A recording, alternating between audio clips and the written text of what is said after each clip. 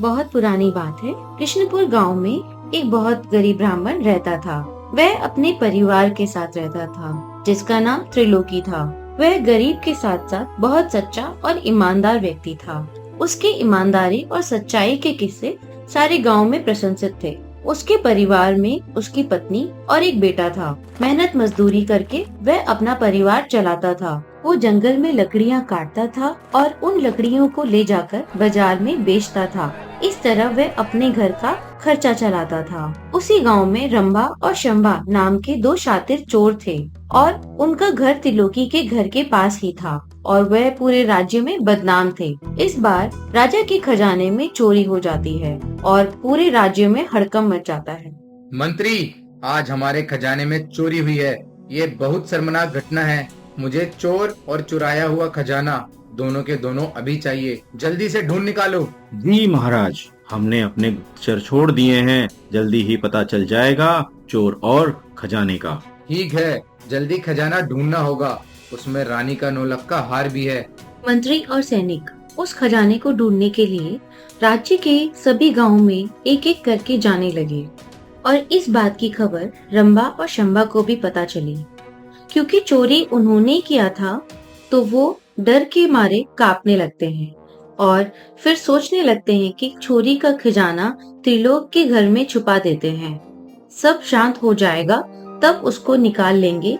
त्रिलोकी सबसे ईमानदार है, उस पे कोई शक भी नहीं करेगा।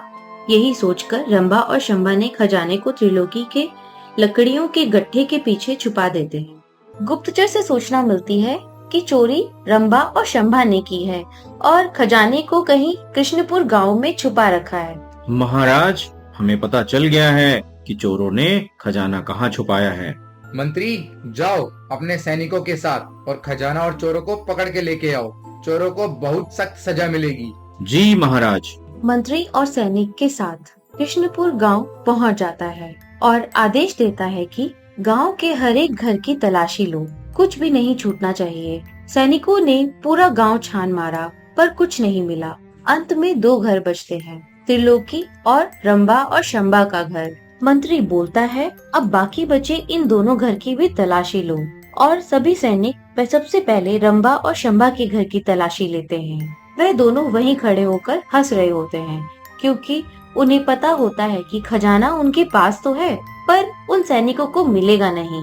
और अब सैनिक त्रिलोकी के घर की ओर बढ़ते हैं। मंत्री जी, मैं बहुत गरीब आदमी हूँ।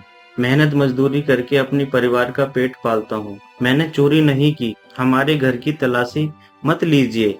त्रिलोकी को पता था उसकी घर की हालत ठीक नहीं है और यह सब देखेंगे जो उसको और उसके परिवार को अच्छा नहीं लगेगा और सभी गांव वालों को पता चल जाएगा। चोरी राजमहल में हुई है और ये महाराज का आदेश है और हमें इसका पालन करना पड़ेगा। सैनिक तलाशी लेने लगते हैं। सच में त्रिलोकी के घर की हालत बहुत खराब होती है।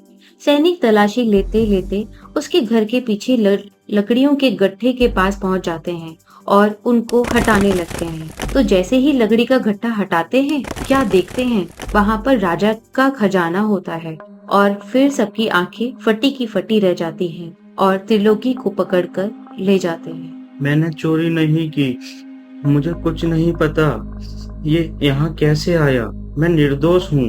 आप मुझे छोड़ दीजिए। मेरा परिवार खाए बिना मर जाएगा। मेरे अलावा उनका कोई नहीं है। इन्हें छोड़ दीजिए, इन्होंने कुछ नहीं किया, ये निर्दोष है। ले चलो इसको। हमें खजाना और चोर दोनों मिल गए और इसका फैसला अब महाराज करेंगे। सैनिक त्रिलोकी को बंदी बनाकर दरबार में पेश करते हैं और सबूत के आधार पर दोषी मानकर मृत्युदंड दे दिया जाता है। सजा मिलने के बाद त्रिलोकी अपनी पत्नी से मिलता है और दोनों रोने लगते हैं। फिर उन्हें समझ नहीं आता कि वो अब क्या करें। तभी त्रिलोकी को कुछ याद आता है। सुनो, कल तुम अपने मंदिर में रखा हुआ शंख लेकर आना। क्यों जी, उसका क्या करोगे आप? तुम्हें याद है पिछले साल हमारे घर एक साधु महाराज आए थे और हमारी सेवा सत्कार से खुश होकर उन्होंने वो शंख हमें उपहार में दिया था और कहा था, ये रख लो बेटा, ये बहुत ही विशेष शंख है। ये तुम्हारी विपत्ति के समय में मदद करेगा। शायद वो शंख हमारी कुछ मदद करे। तुम ले आना। ठीक है जी। अगले दिन दरबार लगता है। सारी प्रजा के सामने त्रिलोकी को फांसी होनी होती है और कृष्णपुर गांव की पूरी प्रजा भी वहीं होती है, जिसमें रंभा और शंभा भी होते हैं। वे बहुत खुश होते हैं कि आज त्रिलोकी को सजा होगी।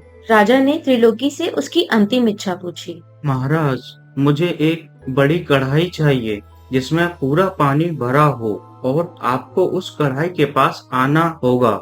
एक बड़ी कढ़ाई का इंतजाम किया जाए और उसमें पानी भरवाया जाए। सैनिक एक बड़ी कढ़ाई लेके आए और उसमें पानी भर दिया। सुनती हो, वो शंख तो लाना जरा मेरे पास। त्रिलोकी की पत्नी शंख को लाकर त्रिलोकी के हाथ में दे देती है और त्रिलोकी जोर से शंख बजाता है। फिर सब आश्चर्यचकित हो जाते हैं जब शंख से आवाज आती है। क्या हुआ त्रिलोकी, तुमने मुझे क्यों याद किया? हे शंख, क्या आपको पता है राजा जी के खजाने की चोरी किसने की? हाँ त्रिलोकी, मुझे पता है। फिर आप राजा जी को बताइए। ठीक है, आप सब पानी से भरे कढ़ाई के पास आ जाइए, मैं आप सबको दिखाता हूँ। फिर शंख ने सारी चोरी की वारदात को उस पानी में दिखाया। उसके तुरंत बाद रंभा और शंभा को पकड़ लिया गया और उन्हें मृत्युदंड दिया गया और राजा को अपनी गलती का एहसास हुआ। राजा ने त्रिलोकी को उपहार के तौर में राज दरबार में नौकरी दी और त्रिलोकी अपनी जादुई शंख की मदद से राज दरबार में होने वाली सभी प्रकार की घटनाओं की सच्चाई बताता था। और अब वो और उसका परिवार खुशी पूर्वक रहने लगे और अब उनका राज्य और भी समृद्धि और शक्तिशाली बन गया।